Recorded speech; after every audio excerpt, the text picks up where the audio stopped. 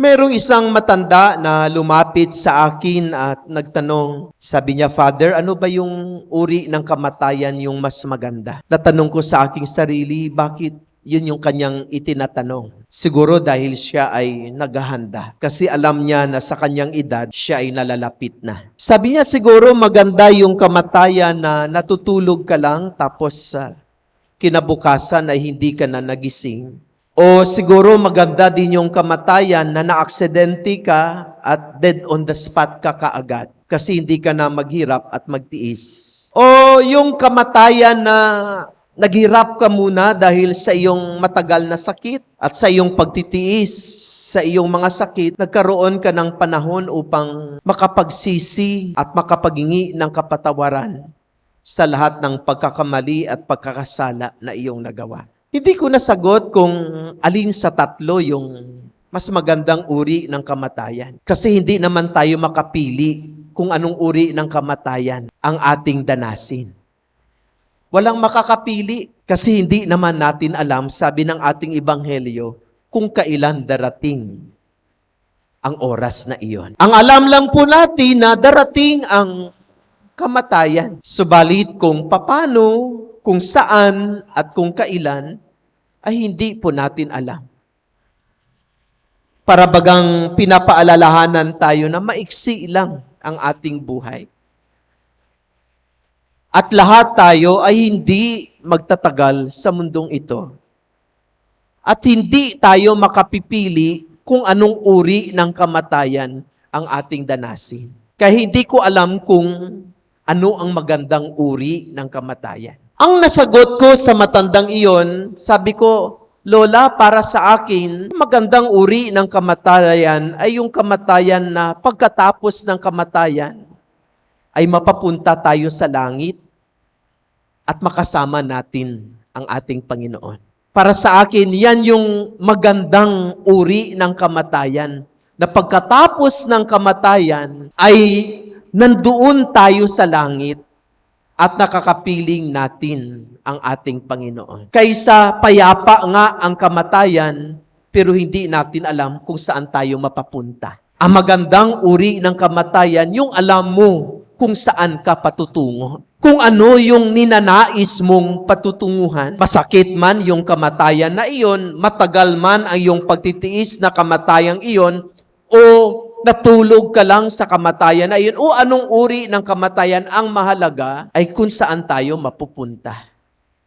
At kung sino ang ating makakasama. Dahil kung yan ang ating ninanais, syempre habang tayo ay nabubuhay, yan din ang ating pinagsusumikapan. Palagi ko yan pinapaalaala sa inyo. Yung sabi ko palagi ay, nangangarap din ba kayo na makarating sa langit? Pangarap din ba niyo makarating sa langit? At kung pangarap natin na makarating sa langit at makapiling ang Panginoon, ano ang ating ginagawa upang maabot natin ang pangarap na iyon? Kasi ang isang pangarap ay maaabot lamang kung meron tayong konkretong ginagawa. Ang pangarap ay mananatiling isang pangarap lamang kung wala tayong ginagawa upang maabot at makamtan ang mga ito.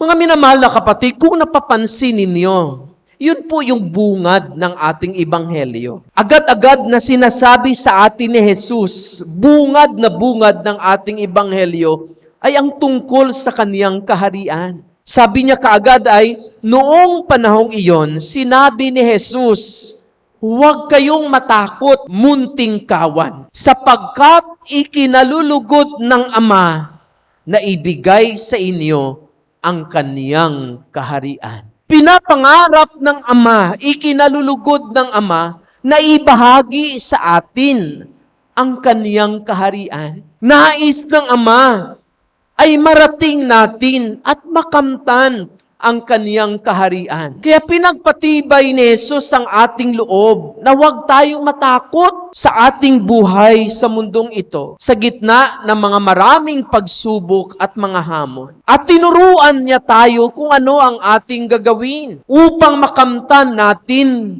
yung pinapangako ng Ama na ibigay niya sa atin ang kaniyang kaharian. At ano yung sabi niya? Ipagbili ninyo ang inyong mga ari-arian at mamigay kayo sa mga dukha. Very concrete po iyon. Dahil ang mga material na bagay sa mundong ito, sabi natin noong nakaraang linggo, sa ating pagpanaw, lahat ng mga iyan ay ating iiwanan. Wala tayong madadala ni singko, ni anumang bagay sa ating pagpanaw sa mundong ito. Kaya iwasan natin ang hoarding ng mga material na bagay at makamundong kayamanan. Ipon tayo ng ipon. Tingnan nyo ang inyong mga sapatos. Ilang piraso na mga sapatos sa loob ng kabinet. Tingnan nyo ang inyong madamit. Pag sumikip sa isang aparador, bibili uli ng isang aparador para ilagay doon ang iba. Bibili uli. At kapag napuno na uli ang kabinet, bibili uli ng isang kabinet at ilalagay pa doon na hindi niya naman na isinusuot. Ibig sabihin, pag hindi mo na ginagamit, let go. Don't hoard.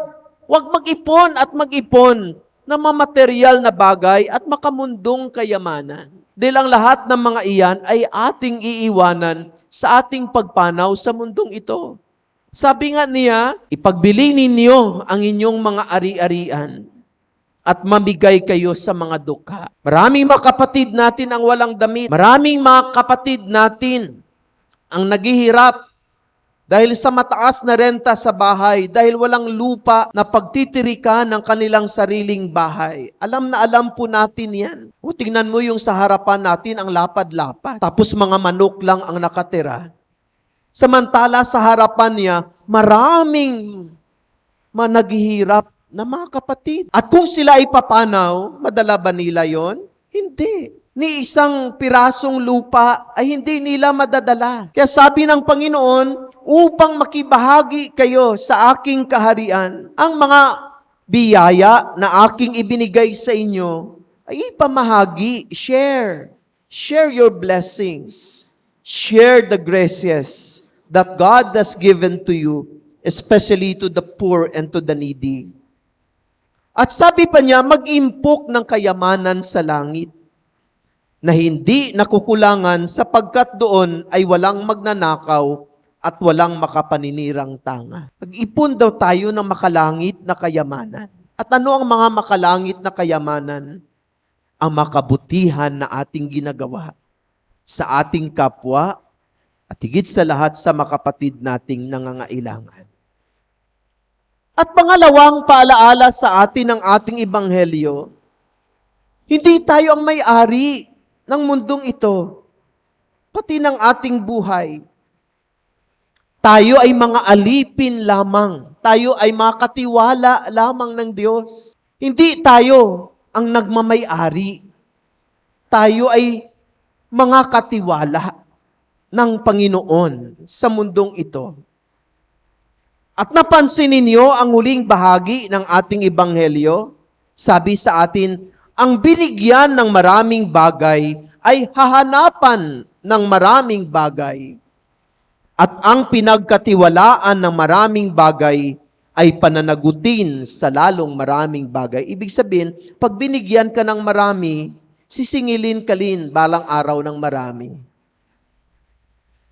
Pag ipinagkatiwala sa iyo ang maraming bagay, tatanungin ka rin kung anong klaseng katiwala ka ng ating Panginoon. So hindi po tayo ang may-ari ng mundong ito. Kaya huwag nating angkinin ang anumang hindi sa atin. Ang may-ari ng lahat ng ito ay ang ating Diyos, ang ating Panginoon. At tayo ay mga katiwala lamang. At bilang makatiwala ng Diyos, sabi niya sa atin, kailangan palagi tayong nakahanda sa kanyang pagdating. Siya ay darating. He will come again. For what? Para ano? Bakit siya babalik muli? Why He will come again?